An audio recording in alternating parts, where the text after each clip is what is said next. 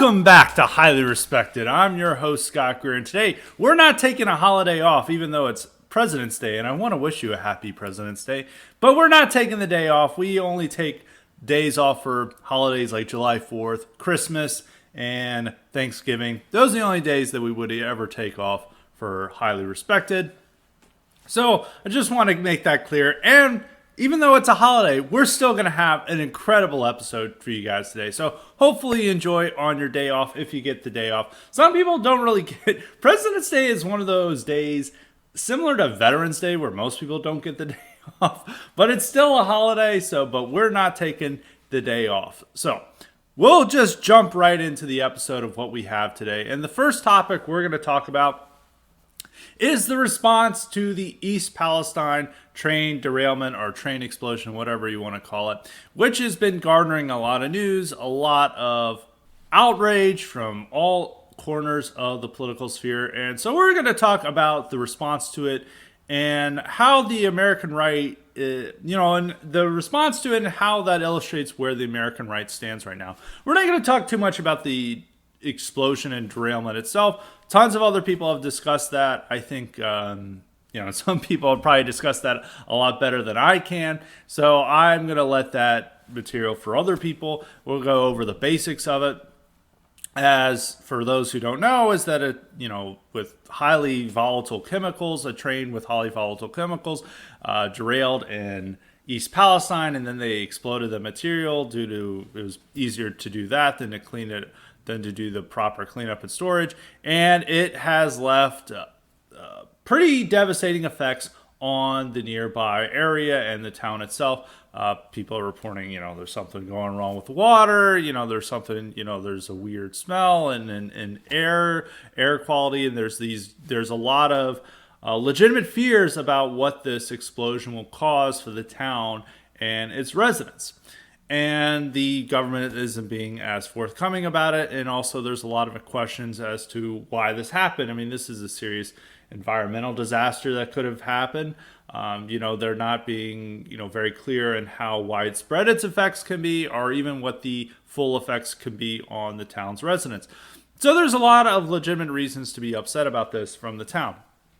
But the one thing that I've noticed is that a lot of the right, and the first people to really get upset about this is that I think some people on the right were upset about it the earlier, but it's more the distant spheres. The left was very upset about this as well. It became a story where everyone could find their priors justified in the story. The left would look at this and this is the evils of capitalism. The right would look at this and say this is the evil of some evil globalist cabal or Klaus Schwab or something that's gone wrong here. Or even that there's something wrong with Brandon, which Joe Biden, which maybe there could be a case there, and maybe that there's something that the policies that they're pushing are making our transportation infrastructure a lot unsafer. So there's something to point out there. But I think when it comes to the right's response, it's gone into hysteria to a point where it's probably not productive for it's not pretty good for the local residents or anyone living in Ohio or in nearby states to listen to the right, because it's basically saying they intentionally did this and it is going to kill you all, and we are hyping up this. There was a tweet from Betty Johnson saying that they nuked the town. They nuked the town, and it was not accidental. It was intentional. And there's some darker force here. And you're like, well, what's the darker force at work here? Why are they trying to nuke a middle American town?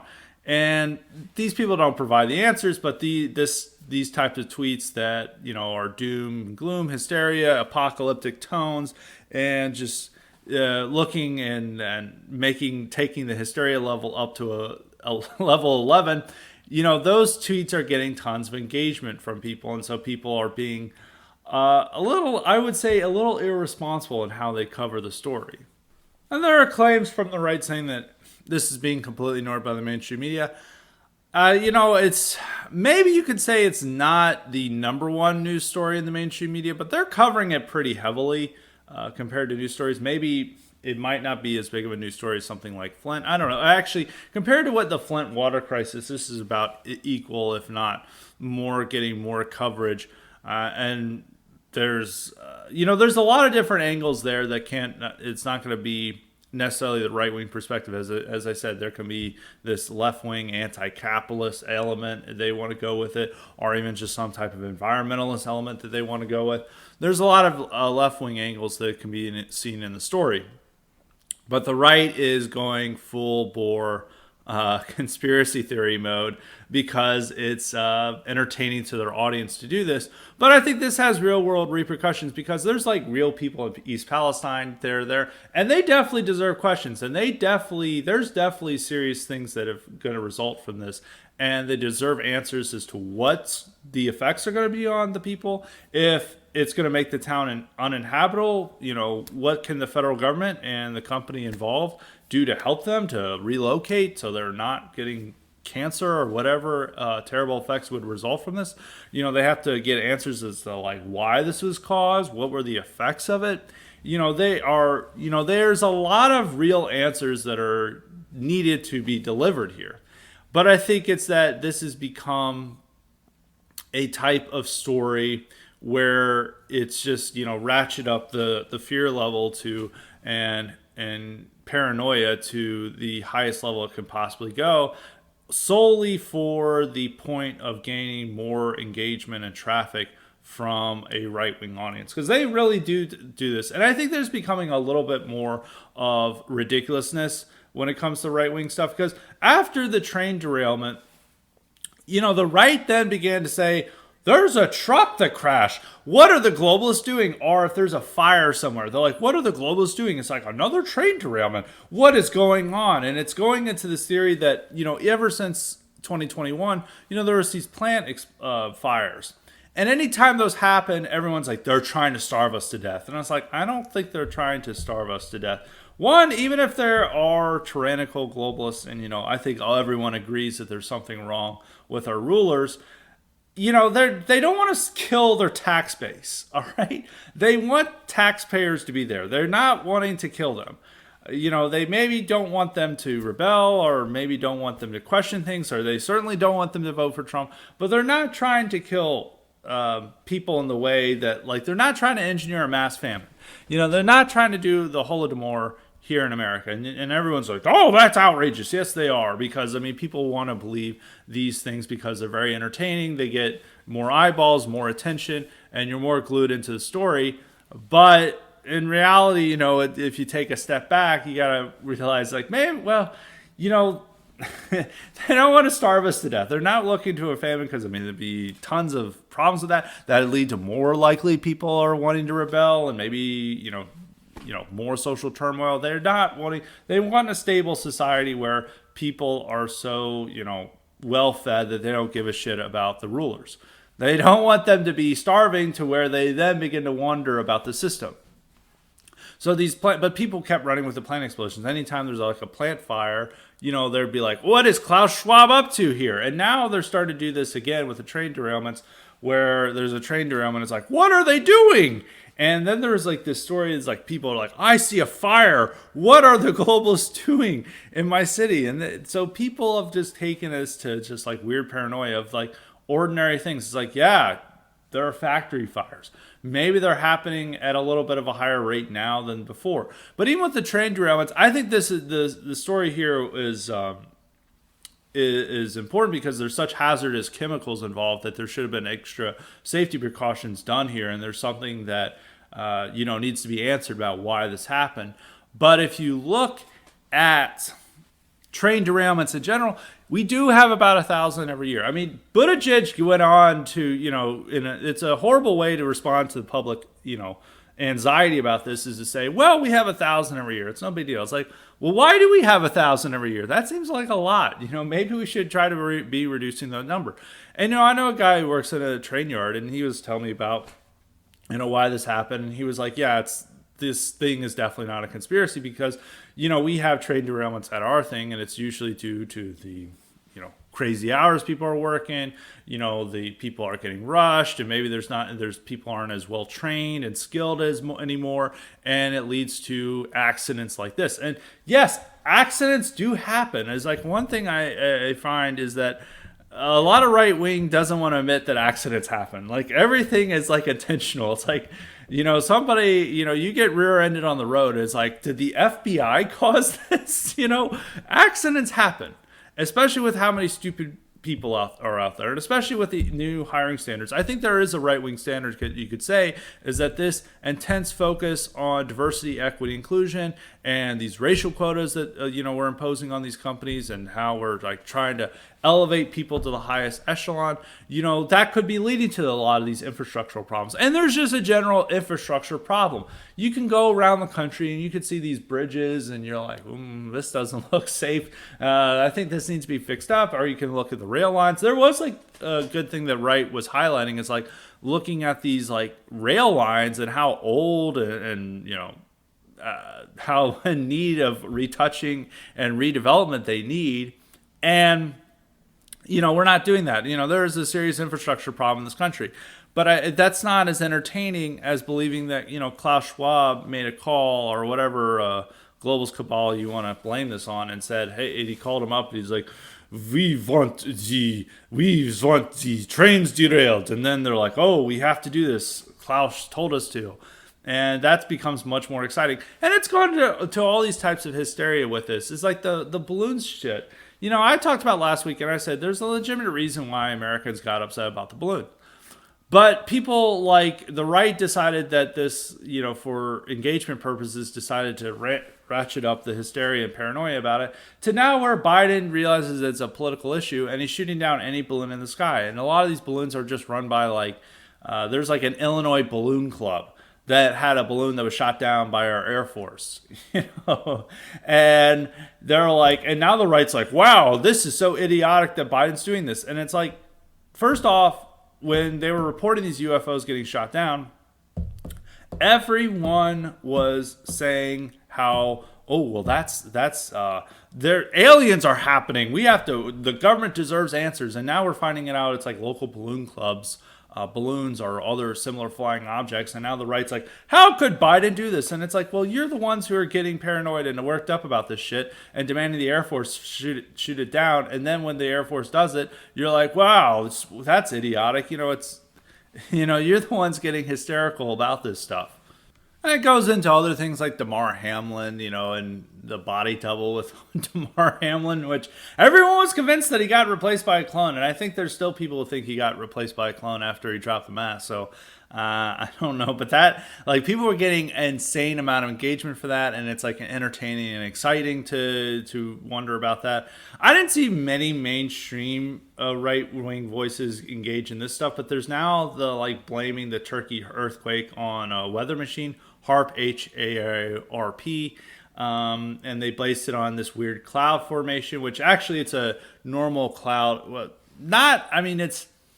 it's a cloud formation you can see on a regular basis, or maybe not on a regular basis, but it's not like this has never been seen before cloud.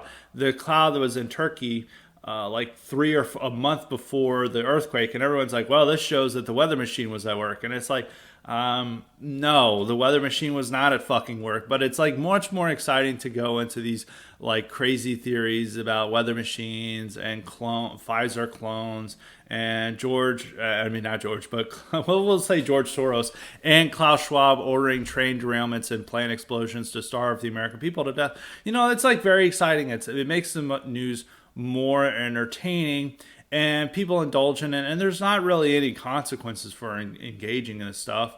And so people just like want to I know in some ways I'm going to say it sounds a little libtarded, but it is like fear mongering for no reason. And people are just doing this to make money and to get your eyeballs there. And I don't think it's very productive conversation. Because I think even with the East Palestine, there's a lot of things that you could go into there. Like, we need to investigate the hiring practices involved in Norfolk Southern, which is the company involved in it. We could look into that. Like, maybe they're, the people involved in this were just hired due to satisfy some diversity quota, or they're not doing the proper amount of training for people.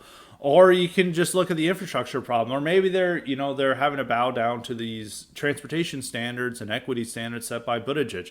There's a lot of things to look into, but that stuff, people is like, well, we get that, but we're gonna instead say that they released created this massive environmental disaster and they nuked an American city on the orders of the cabal, and they're trying to kill everyone. And people love that, and they'll get into it, and there's not even a solution to it. It's just a way to get people riled up and more tuning into your news channel or whatever, or your YouTube channel.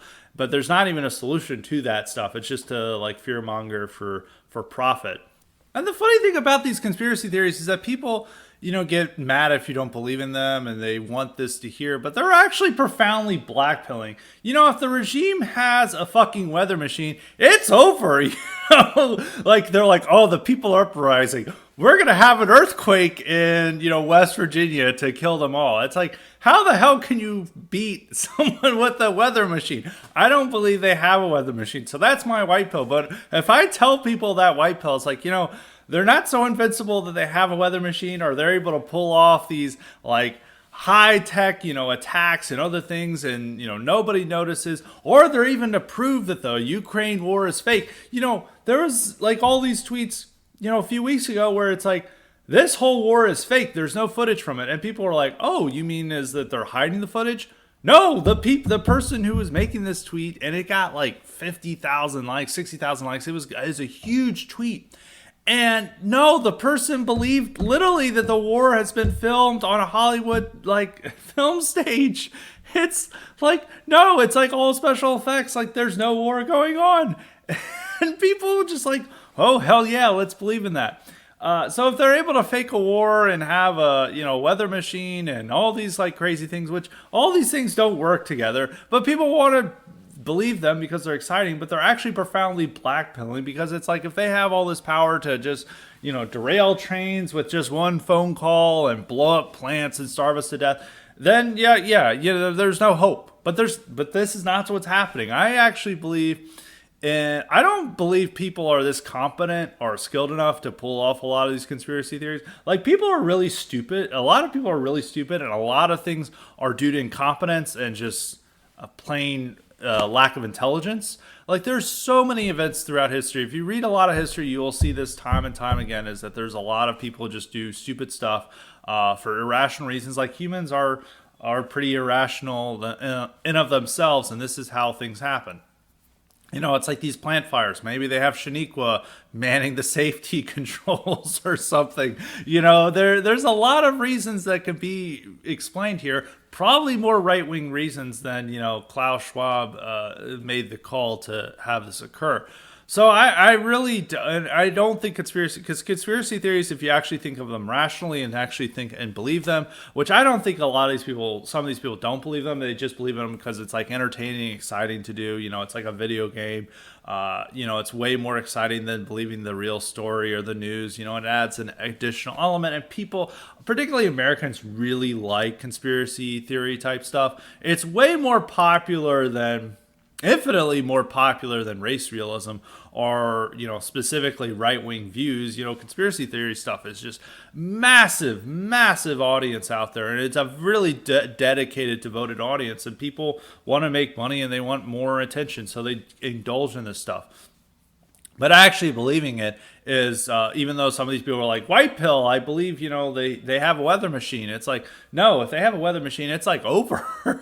There's no way to unseat them, unless you take, I don't know, maybe if you take over the weather machine. I don't know. I don't know. But it's people, there's not even solutions to a lot of this stuff. So I just think it's very unproductive. And I think a lot of how the East Palestine coverage from the right, I think the mainstream stuff, I think a lot of Tucker's segments on it have been fine, and some other people's segments have been fine, drawing attention to it is needed. I think it's a very important news story, but I think the way that people want to cover it with this conspiratorial attitude that has taken over the entire right-wing media sphere, and particularly right-wing Twitter, it's become unproductive. And it's actually, and those like people in East Palestine and elsewhere nearby, you're frightening them half to death. Now, the people in East Palestine, I think, do need to be worried. And maybe some of the people in the surrounding areas, the county, and others have to worry. But I mean, I remember they're like, this is the effect of it. And they're showing like nearly the entire eastern seaboard being affected by this explosion. And you're just like, they're like, everyone's going to die from here. It's like, I don't think it's that good to black pill people that enough. I mean, there's things to look in, but I think people just choose the most hyperbolic and entertaining or exciting aspect of any news story to gain engagement and stuff. And I think that's wrong. And I just think the conspiratorial mindset doesn't even lead to anything productive. It just leads to people like coming up with more ways of how the regime is invincible and all powerful, that it can just like, it's like, wow, I should have made that red light, but the globalists, the WEF, ensured I didn't make that red light. And that's how some people think of this stuff. And I don't think it's like very productive. It's actually profoundly blackpilling if you come to this. So I think people need to avoid the clickbait, I guess you would say, the clickbait nature of this stuff, the conspiratorial aspects of this, and look at this directly and ask like these questions. I mean, Buttigieg has been pushing this diversity shit and this racial equity stuff throughout our infrastructure, and that needs to be questioned. And I think that's like the better angle to push. And like, why are these things happening? Why is our infrastructure crumbling? Why are people being more incompetent and stupid? And I think those can have very right-wing answers that are productive to us, and we can actually have solutions to solve them. But it's not as exciting as, the weather machine and other things that people like to talk about, and the Pfizer clones. So that's just my thoughts on that. I'm like the opposite of most people. It's like one of the things is like all these right-wing commentators want to give their audience what they want to hear. I give like the opposite, because I can already see like the angry comments in the YouTube channel after this discussion, as any type of discussion I have. But we're not even finished with the type of comments that are are my segments that are going to anger the YouTube commenters. We've got some more segments, so buckle in. If you've got an angry response to this, and you got your paragraphs lined up, you're gonna have to add some other paragraphs to the other sections that are coming up. Next up, we have a discussion of the culture war, this is inspired by a clip that Matt Walsh did and the response to it. Matt Walsh had this segment where he issued a heartfelt note or message to Dylan Mulvaney. Dylan Mulvaney is one of these popular transgender people. I don't really know Dylan Mulvaney's story. I know that this person has met with Biden or whatever, and before this person looked directly like exactly like a man, then it had decided to get plastic surgery to make it look more feminine, and it is now pretending to be a woman. I don't know if they even had the other types of surgery. I don't want to know. But anyway, this person has become like the face of a transgender movement, and Walsh had this whole segment saying like, essentially saying you'll never be a woman. It could have just been that and done in a few seconds, but he decided to do like a 2-minute segment on it. And it's fine. I think it's 100% true what he said. And he's like, no one will ever see you as a real woman. They'll see you as some type of alien. I don't think he used freak. He didn't go that far, but he was essentially implying that it'll be a freak and no one will ever see you as a real woman. And it's like you having to do all this work and you're just something, very strange and a freak and an alien. All very true.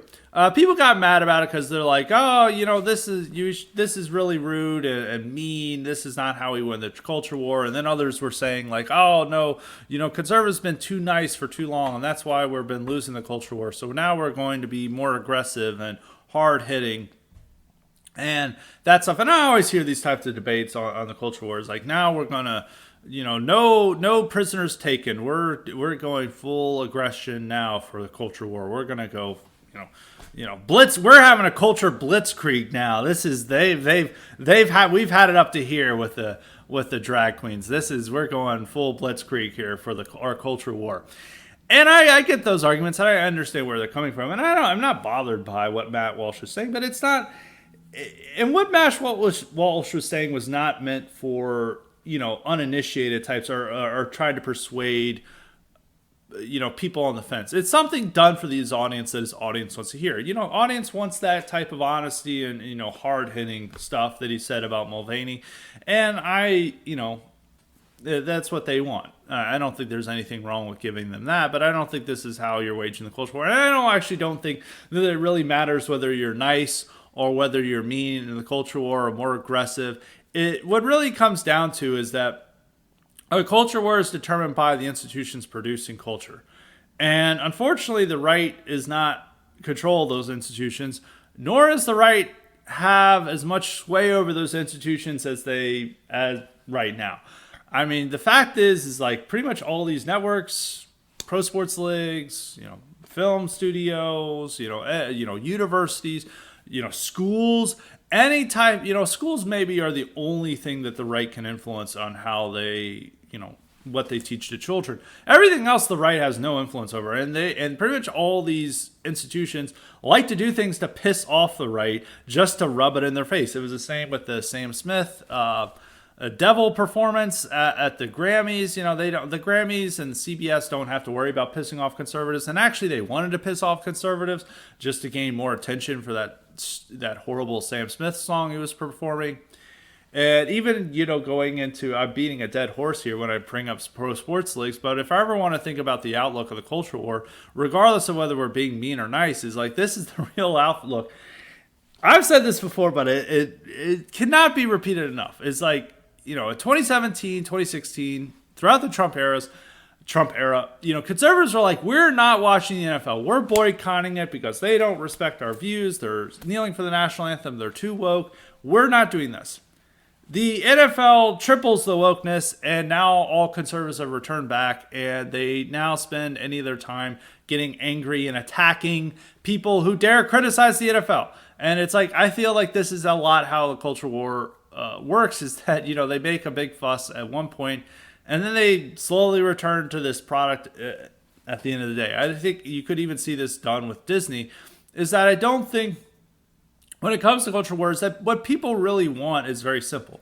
They want the culture of the 90s, or what we've had for most of, what 20th century American culture was like. Even they want culture from like the 2000s now, or even maybe the early 2010s. They simply just don't want, they want a comedy movie that will have a little bit of politically incorrect jokes, doesn't have like a trans love scene or something like that. That's all they really want for the culture wars.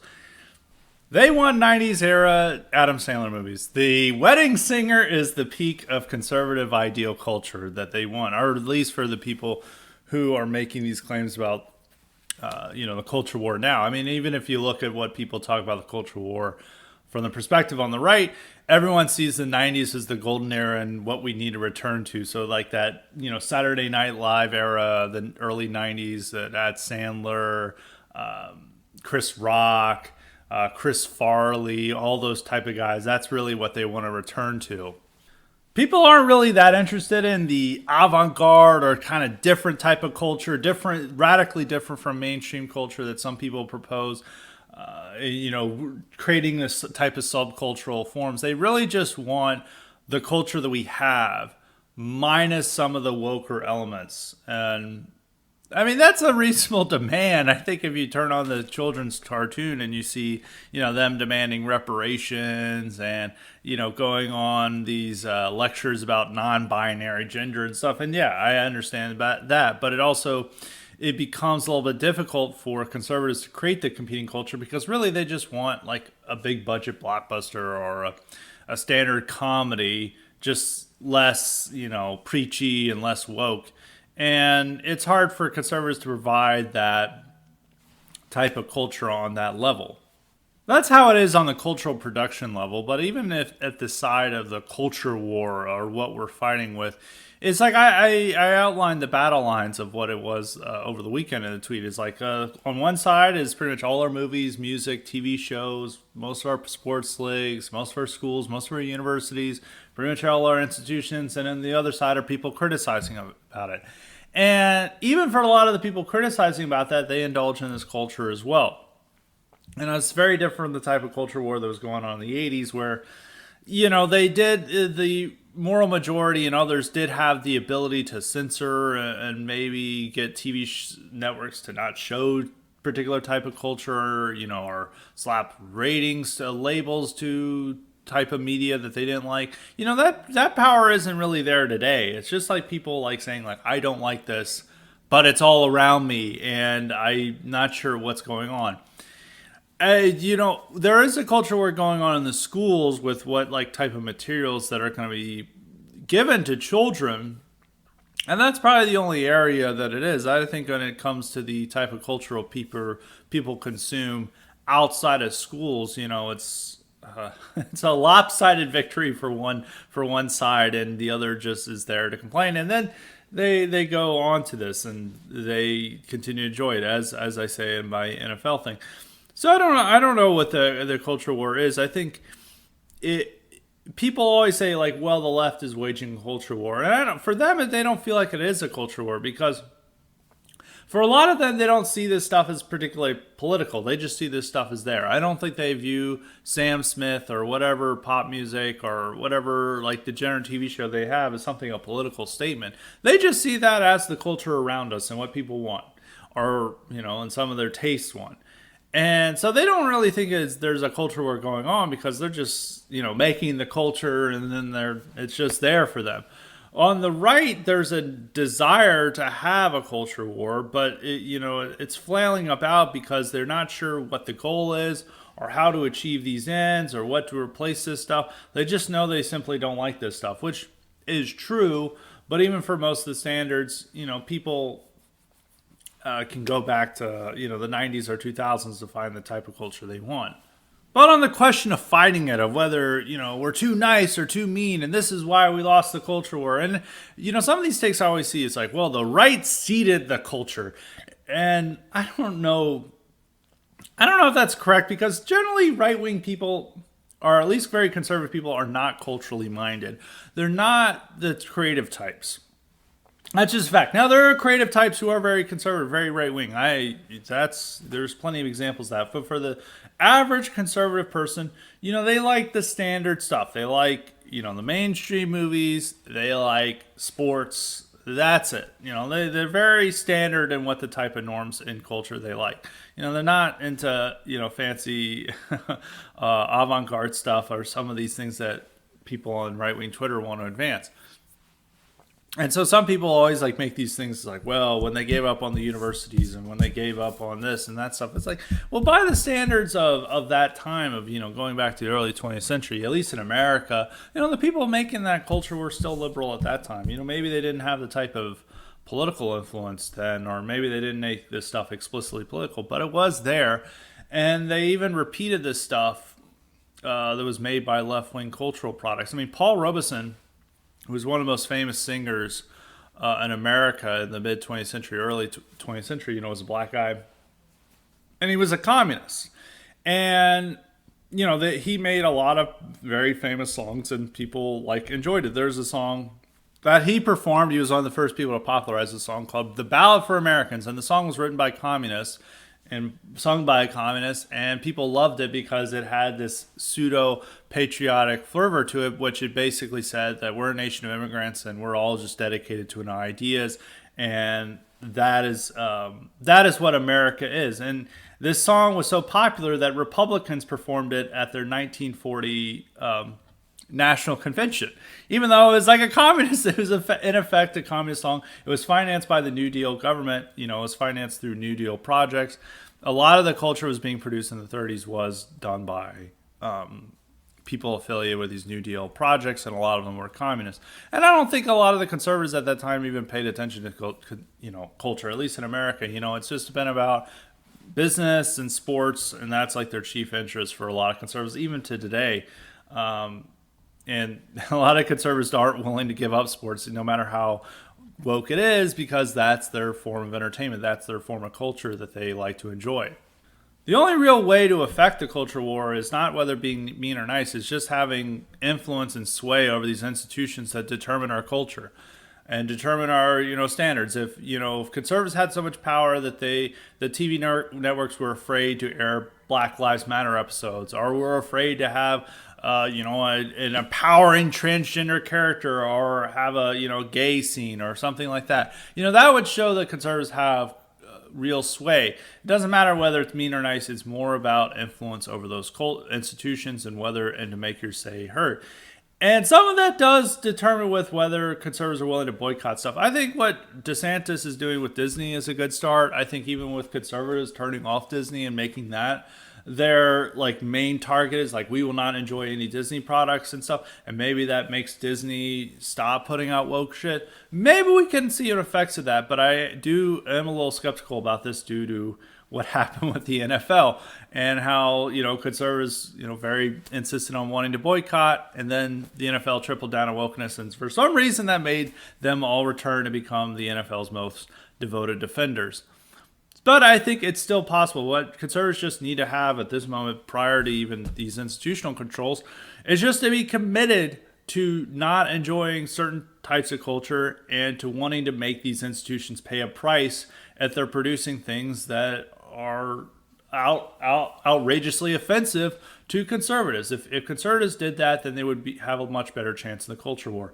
It doesn't really matter how aggressive or conciliatory conservative commentators are about cultural events or transgenders or the Matt Walsh speech. Most of that stuff is for the audience. It's really dependent on whether conservatives are serious about carrying through on threats to not enjoy certain parts of culture and to send a message on these things. And up until the time that they have control over these institutions to determine what type of culture America has, that's the best they can do. And they could use some political power as well, to make some of these people pay, like what DeSantis has done with Disney, and what even some of these state governments threaten with major sports leagues, boycotting their, like the MLB boycotting Georgia over its election reform laws. That's and they threatened to go after them for criticizing that. They didn't carry through on that threat, but that's the type of stuff you have to do. And so up until they have, as I said, up until you have control and influence over those institutions, the best you can do is send a message to these people through your pocketbook or through the political power you have. On to the next topic that I'm sure will really excite the comments, and this is about there was an anti-war rally in D.C. yesterday. It was hyped up by a lot of people, but it did not attract a large crowd. It was only a few hundred people there. There's a diverse coalition of people. The Libertarian Party was involved in it. The Lyndon LaRouche people were involved in it. There's a lot of LaRoucheites there who are a strange group. They're kind of transcend right or left, but they're very pro-Russia and anti the war in Ukraine. Roger Waters gave a taped speech there, but it really was low energy. It was a very odd optics for the thing. I mean, there was no American flags there. There was a number of Russian flags there. Even the Russian imperial flag made an appearance. A very relevant flag to most Americans. As I said, there was a interesting coalition of people there. There was libertarians. There was people blaming the weather machine types. There's people protesting the weather machine. So there's conspiracy theorists there. Matt Heimbach made an appearance. Matt Heimbach of Traditionalist Workers Party fame, many other white nationalist ventures. He was there. He's once again saying he's not a white nationalist again. This is the third or fourth time he's done this.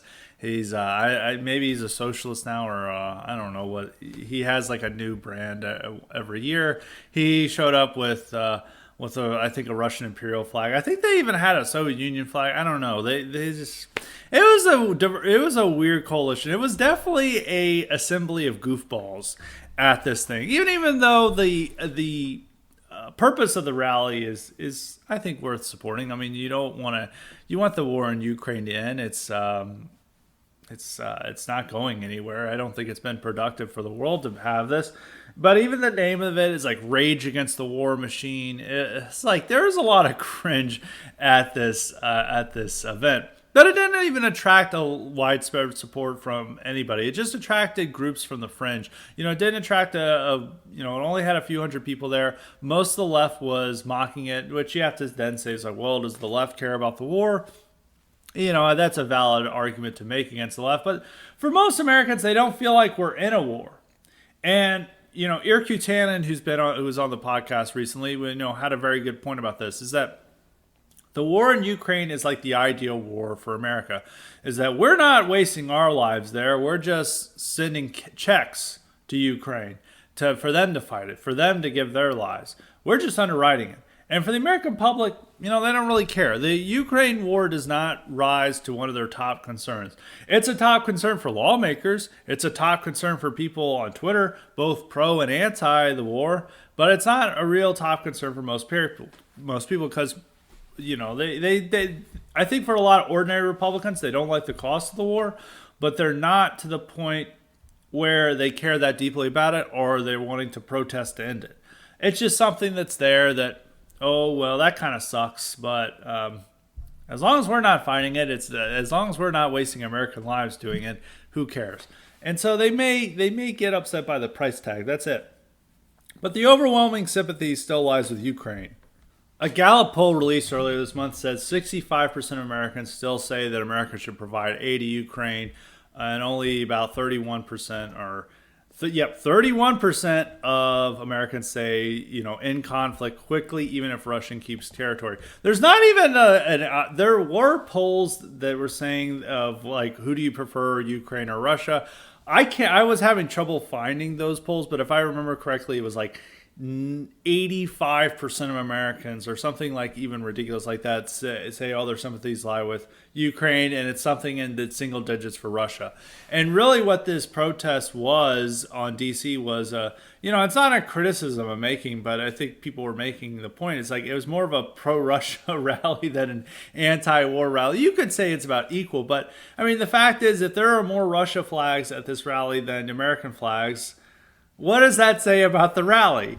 And so it's like bad optics for you to go say, we love Russia. We're all on the side of Russia when like the vast majority of the public has a very low opinion of Russia. 7 out of 10 Americans, according to a poll last year, said that they see Russia as an enemy. You can dispute that and say that's a wrong view and maybe counter that, but there's not that many Americans who view Russia as awesome outside of the internet sphere. And you could see all that in Twitter stuff. And so people make a big deal. It's like, well, they'll say like, I can't, millions of Americans are fed up with how much we're spending on Ukraine. Reality, they're not. They're skeptical of how much we're spending and maybe they don't like it, but it's not like a primary concern. And, they don't really feel like it is our concern because we're funding it, but they don't feel like it affects them. And if they have any sympathies, it still lies with the Ukrainians, not at all with the Russians. But I think at this point, like Americans care less about it than they did in the spring of 2022. I think if there was a deal made, Americans would be like, oh, well, whatever. And even if a deal was made, I mean, America's already won won in Ukraine. I mean, unless like Russia charges into Kiev and places a friendly regime there, which is not likely to happen, it's pretty much been a huge win for America. I don't think Europe is ever going to have the type of economic ties and relationship with Russia that they did prior to the war. They're going to be more dependent on America. Russia is more isolated and weakened, even if they gain the territories that they annexed or they claim that they annexed. They're still going to have some negative effects for this. I mean, for Russia, it could end up with the results. It could be rather it evens out for the Russians. Like they gained this new territory and it offers up more economic opportunities for them. But at the same time, they're more isolated from Europe and maybe they're in a weakened state on the global stage. So maybe you could say it evens out or slightly worse or slightly better. I think Ukraine is a loser in this war. I mean, their infrastructure is ruined. They've lost tens of thousands of lives. I think that they would Russia's lost a lot of lives too. But I think, Russia could maybe still make this like a draw of some sorts. Not militarily. They could still say that it was like a victory militarily, but in the bigger picture of how it affected their global standing and their power, maybe they could even it out and make it a draw, best scenario for them. But I think for America, unless there's some new offensive that completely wipes out the Ukrainian military and like Russia marches on Kiev, I mean, it's been a huge victory. And Europe completely changes its stance towards Russia, which they show no sign of doing so this winter, which people thought that they may have because it's going to be a harsh winter where, there's, people rioting in the streets over them not heating their homes. That didn't happen. It was a very mild winter. So I think it goes along with that. I've said this stuff before. People really don't like these Ukraine war takes, but I think going back to the anti-war rally, and the point is that, people have always said that there's no longer an anti-war left. That is true. And I think you can see that in the war rally that's now just a collection of goofballs. It looks like, an ANCAP meeting or some sort. But this is like the only people who really care about the war ending. And, those sort of reflect their interest. I do one side point is like when it comes to the Russia's winning crowd, most of their posts and content is really bad lately on Twitter. I mean, when you see these people, some of these people are like actually paid agents of Russian media. It's whatever. Every government has that. And, they spend all their time like being like, wow, Zimbabwe says we love Russia. It's like, okay, wow, you lost Europe, but you gained Zimbabwe. I mean, it's a pretty fair trade, I guess. Or they're just like finding random Ukrainian soldiers with like, NS tattoos or something like that. It doesn't even need to be a Ukrainian soldier. Like I saw these guys melting down over a skinhead arrested in Belarus. This guy's not involved in the war, and he had like, skinhead tattoos, and they're like, hey, fucking Zelensky, this is a Ukrainian flag. Arr, these Nazi fucks. Arr, I'm so angry. And these guys are just getting angry over just some random Belarusian skinhead with tattoos. And it's like, how does this fucking have anything to do with the Ukrainian war? And that's like, but that's how a lot of these guys are just posting. It's like they find some Ukrainian giving a Roman salute or has a Totenkopf badge. And that's like, they're like, wow, hey, United Nations, what do you think about this? And like the United Nations doesn't give a shit. So, nor should anyone really give a shit. I mean, it's like, whatever. I mean, there's guys with the same stuff fighting for the Russians, too. I mean, like the Wagner, PMC Wagner, I mean, the guy named it, it's like as a Nazi fetishist with like Nazi tattoos himself. So it's like, what do you want to say? And they've been fighting and Russia's been relying on that mercenary group for a lot lately. So I don't know. I think it's a lot of this is rather stupid. I can already see people getting mad because they don't want to admit they don't really want to see, they really want to believe that Russia is about to achieve total victory, and people keep telling them that. They told them there's going to be a winter offensive. There was never a winter offensive. I mean, well, maybe there could be. There's still a few weeks in winter, but winter's almost over, and it doesn't appear they're going to do a winter offensive besides what they've been doing in Bakhmut and Soledar and those places, some places in the Donbass. Not this type of grand offensive they said. And anytime these things fall through, they just get angrier and angrier and more confident that, Russian total victory is around the corner, which I don't know why you need to base your ideology around this. I've come to the conclusion that it really doesn't affect the domestic political situation in America that much. And the domestic political situation is our primary concern. And that's really what we should focus on. I think it's still an interesting news story. It's a very important news story, but I don't think it has quite the political impact, or at least the impact on the domestic political situation as people initially thought, or will change it one way or the other. And so those are my thoughts on that. And one quick final thing before we get into the kind of leak questions is that this is a good thing. I brought up Erkutanen before talking about Ukraine, but I want to bring him up again on a different subject with national divorce. This is once again, trending on Twitter because Marjorie Taylor Greene says we need a national divorce. I decided not to focus on this today because I think a lot of the audience is sick of me talking about this subject. I think in 2021 and 2022, we had to have, I probably had like a dozen or a lot of both episodes and IQ supplements on national divorce and separation. So I probably need to just write an article rather than talking about this, but Erkut Tanem did bring up a good point that I think is worth on just the etymology of it, or why people even talk about a divorce. And he said this is, however misguided national divorce is, it has an innate attraction to emotional, low IQ Americans who have become fully subscribed to consent morality. Even the name betrays this. Our Anglo-Saxon forefathers talked about secession while immediately justifying it through William Blackstone's commentaries on the common law of England, the chief autistic word cell corpus of their day. National divorce follows from the HR briefings about sexual harassment and general no-fault transactional relationships. And that is unfortunately true. It's like even the name of national divorce, it's like, it's very not surprising that Gen Xers are the one pushing it, because they were the children of divorce, and many of them have gone through divorces themselves, and they're just like, we're fed up with how the country's running. We're going to separate ourselves out. And, there's not a real regional, ethnic, even really cultural, or I even would go as far as a political, reasoning to separate. You could say red state versus blue states, but I mean, those places are all over the place. And there's hardcore conservatives in New York, upstate New York, and, very liberal states. I mean, definitely out in Eastern Oregon and Eastern Washington, there's a lot of conservatives there. I wanted to cleave correctly to blue state versus red state in that way, as at least people think it would be. They can't even define a clear two parties of who are in this couple. It's I always want to say, it's if you're calling for national divorce, who are the two people in this couple, or two, sides in this couple? And people can't even really defend that. They're like, well, it's red America versus blue America.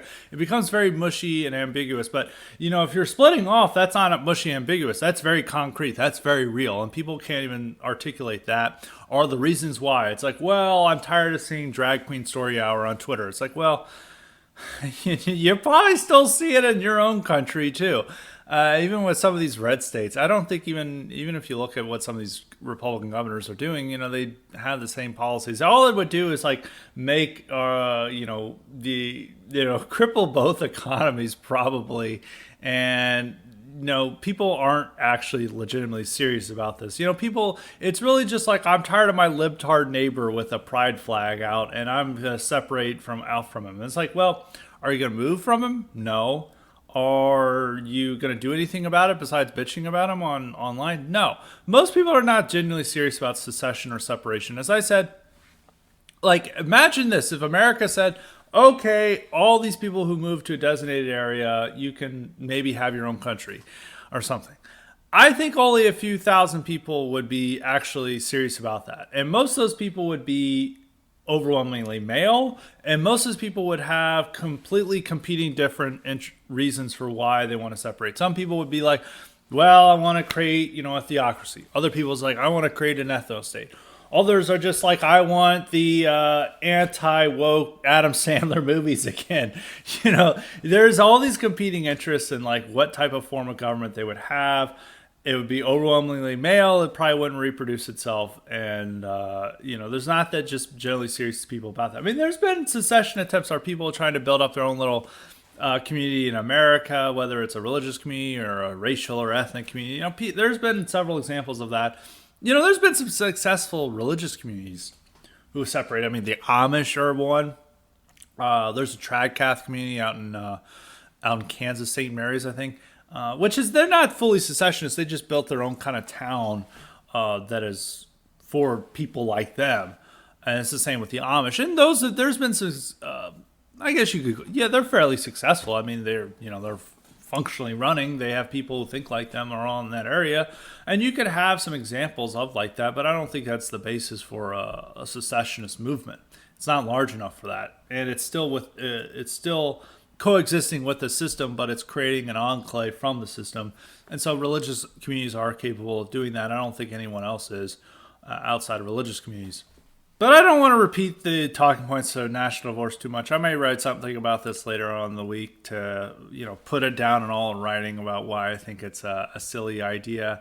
And people aren't actually serious. The right is wanting this, but what type of territory would we give up? Like, what would be the cleavages? And what are even the parties in this divorce? I think those aren't even made clear. And it's, prior to the Civil War, you could see the division within the country pretty clearly and over what issues. Now it's like not even very clear. It's just kind of people online who feel that they're alienated from mainstream American culture and they want something new, and just saying national divorce is, peaceful separation sounds appealing. But I mean, they're not going to let us separate. I mean, it's not going to happen. They're not, America's not going to forsake its global empire just so people can have anti-woke Adam Sandler movies again, or have Aunt Jemima back on maple syrup bottles. That's not going to happen. So that's something to keep in mind. But we'll of course be back to this topic, and I may write something on it.